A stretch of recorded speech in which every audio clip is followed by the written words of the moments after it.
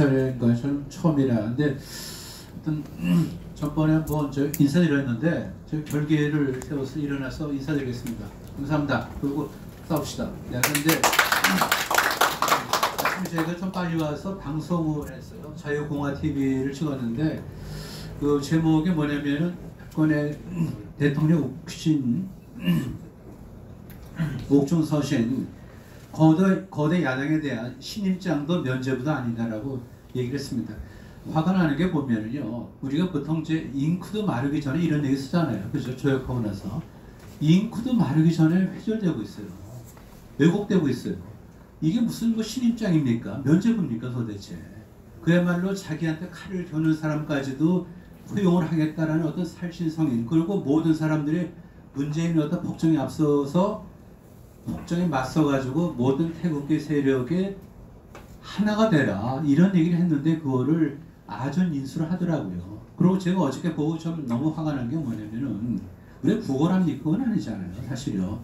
그야말로 우리는 뭐냐면은 조금은 미력이지만은 반 문재인 그다음에 반 대한민국 세력을 꺾는데 일조하겠다 했는데 불구하고 통합론이 없던 걸로 하자, 이런 거는 문전박대가 아니고요, 정치 예의상의 ABC가 안 갖춰진 거 아닙니까?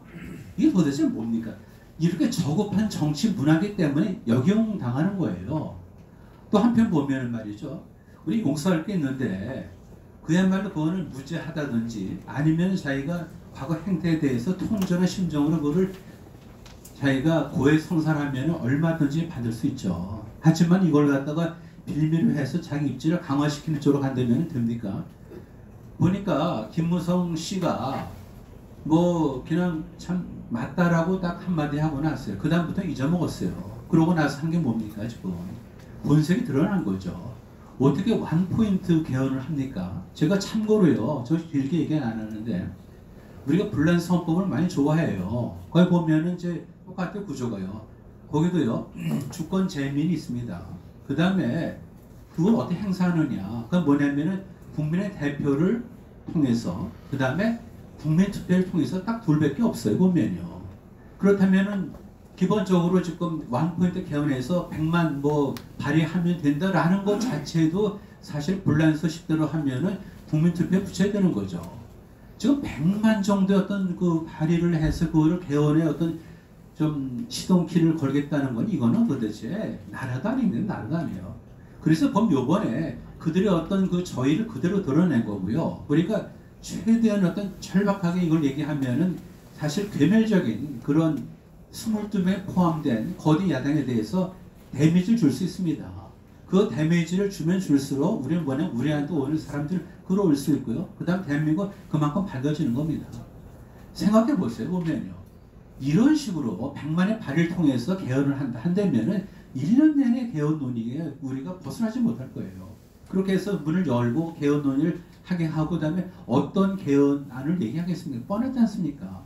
어떤 나라가 도대체 이미 기부인 원자력을 갖다가 폐기하면서 에너지 공론화위원회를 갖다가 통해서 원전을 폐기하고 그 다음에 아무한테도 사실 그 우리가 인도세 주지 않았는데 개헌 특별자문위원회를 통해서 개헌 논의를 하는 나라, 이게 도대체 뭡니까?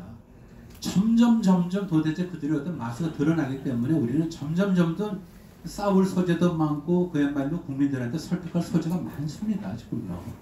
우리가 어떻게 보면은 참 절대절명이 아까 말한 대로 뭐 40일도 안 남은 것 같은데 어떻게 보면은 12척의 배가 똑같이 우리가 39일이라는 시간이 있는데 그걸 결의를 하셔야 되는 거예요 보면요. 그렇지 않고는 안 됩니다. 그야말로 이순신이 여기 바로 나와야 되는 거죠. 우리가 살고자 하면 죽는 거고 죽고자 하면 사는 거죠. 우리에게는 신이 허락하신 37일이라는 시간이 있다 생각하시면 되는 거 아닙니까 보면요. 우리는 굉장히 중요한 그런 날입니다.